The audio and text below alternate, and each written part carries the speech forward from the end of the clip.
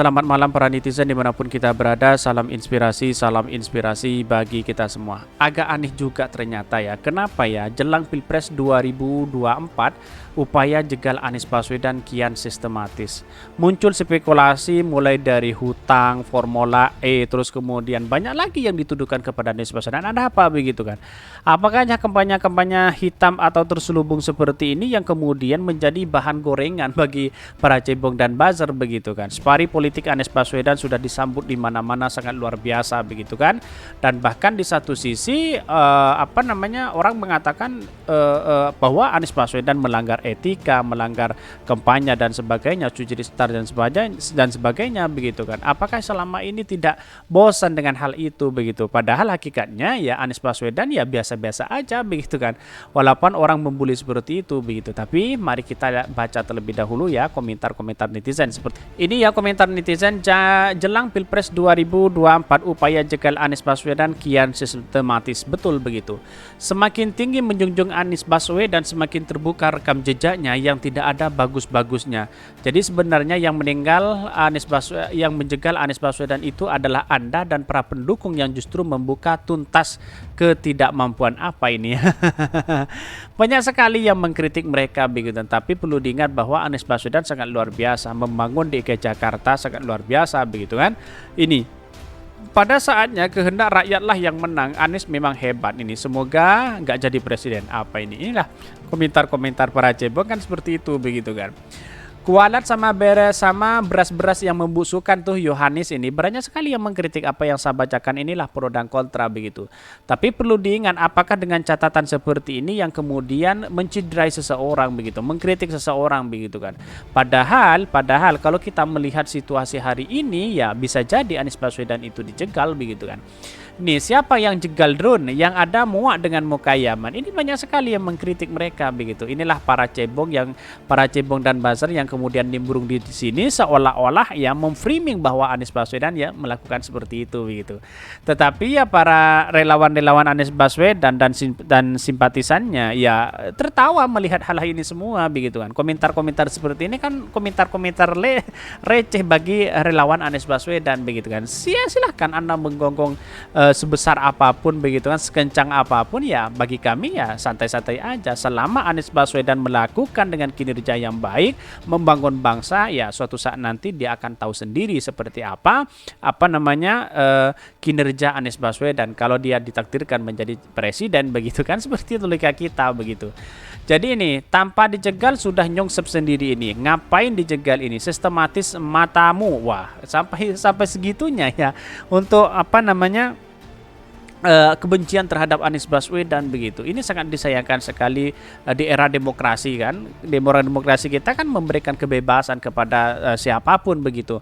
Kok masih berkomentar-komentar seperti ini ya? Itulah orang-orang yang tidak berpendidikan. Kira-kira seperti itu. Semakin dijegal semakin melambung. Rakyat akan dukung tokoh yang dizalimi dan rakyat akan gak lupa pada capres abadai yang diinggalin rakyat dan diingkar janjinya sendiri. Semakin sering posting uang abut, semakin sering koin 1000 memenuhi celeng. Banyak sekali yang mengkritik. Bagaimana dengan utang triliunan itu kan? Kok Anda komentar-komentar sama sekali? Ya wajar, karena para cebong dan buzzer hari ini mungkin tertawa. Suatu saat nanti akan juga merasakan seperti apa yang dialami pada rezim-rezim hari ini begitu. Utang negara semakin banyak ya karena memang dia punya buzzer dan cebong yang kemudian hanya ikut-ikutan itu ya wallahu a'lam begitu kan. Bukan mau menjegal, tapi buzzer Anies kehabisan cara untuk menutupi kekurangan Anies. Wah, sudah saling serang begitu kan ya. Uang bayar ini, wow ini banyak sekali yang mengkritik mereka. Kenapa ya? Ketika ada informasi Anies Baswedan, lalu kemudian para cebong dan buzzer menyerbu memberikan komentar negatif begitu. Setelah disurvei apa yang terjadi? Ya yang tersurvei pasti Pak Ganjar yang tinggi. Ya wajar lah karena tahu sendiri survei mereka begitu kan. Tetapi perlu diingat, inilah catatan demokrasi, kekuatan berada di tangan rakyat, bukan berada di tangan para buzzer dan cebong. Kira-kira seperti itu. Tetapi mari kita baca ya terlebih dahulu beritanya seperti ini. Ini beritanya jelang Pilpres 2024 upaya jegal Anies Baswedan kian sistematis ini ya. Juru bicara Anies Baswedan Sudirman Said secara terang-terangan mengungkap bila ada berbagai upaya untuk menjegal Anies Baswedan maju pada Pilpres 2024 mendatang. Menurutnya, upaya pencegahan pertama dilakukan oleh Komisi Pemberantasan Korupsi KPK ya.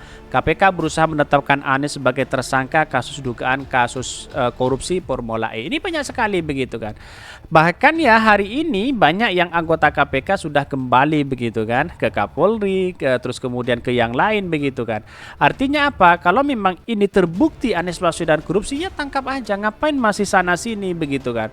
Tanpa alat bukti yang kemudian mentersangkakan orang, di mana letak logikanya? Bahkan ada yang mengatakan bahwa tersangkakan dulu ya Formula E walaupun tidak ada tersangka orangnya, kok bisa begitu kan? Dari tahap penyelidikan tahap ke penyidikan begitu kan. Dalam artian dari tahap itulah yang kemudian menjadi rancu hari ini begitu kan. Di mana letak logikanya begitu?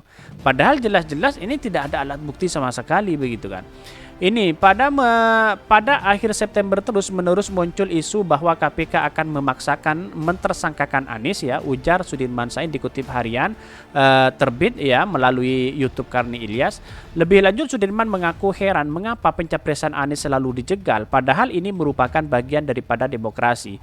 Saya boleh katakan suasananya ada upaya-upaya untuk menghambat supaya koalisi tidak terbentuk dan supaya Anies ini tidak maju sangat terasa dan itu dialami oleh semua partai lah, pungkas Sudirman. Bahkan seperti diketahui ya, nama Anies Baswedan terus menjadi sorotan usai diusung oleh Partai Nasdem untuk maju pada Pilpres 2024. Sejak itu nama Anies Baswedan kerap diterpa isu tak sedap. Yang teranyar, Anies Baswedan disebut memiliki hutang sebesar 50 miliar yang belum dibayarkan saat maju Pilkada DKI 2017. Bahkan ya kian sistematis. Di sisi lain, Direktur Pusat Riset Politik, Hukum dan Kebijakan Indonesia PRPHK Saiful Anam menilai upaya penjanggalan terhadap Anies Baswedan menjelang Pilpres 2024 kian sistematis. Terlebih adanya kemunculan kembali perjanjian lama antara Anies dengan Prabowo Subianto dan Sandiaga Uno. Dengan diakuinya berbagai macam perjanjian Anies ya oleh Fadlizon yang menunjukkan adanya penjagalan ya politik terhadap Anies Baswedan agar mengurungkan niatnya maju dalam Pilpres 2024 mendatang, ujar di Jakarta. Bahkan dirinya melihat bahwa ada upaya sistematis untuk melakukan penjagalan politik terhadap Anies Baswedan melalui berbagai macam perjanjian yang diungkap oleh kalangan politisi tertentu. Bahkan dapat upaya-upaya mulai terlihat dari mulai penjagalan terhadap partai pendukung hingga urusan janji Anies kepada pihak-pihak tertentu, pungkas Akademi Universitas Syahid itu.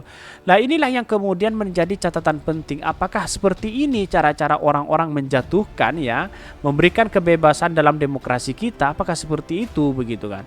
4 yaitu adalah manuver begitu kan. Sementara itu pengamat politik Tony Rosid membeberkan adanya 4 manuver yang dilakukan para pengkritik yang berusaha menjegal mantan gubernur di Jakarta Anies Baswedan maju Pilpres 2024. Tony mengatakan ada 4 pola yang dimainkan para pengkritik untuk menjegal Anies Baswedan. Di antaranya adalah jegal semua program dan kebijakan yang potensial membesarkan nama Anies seperti Formula E katanya.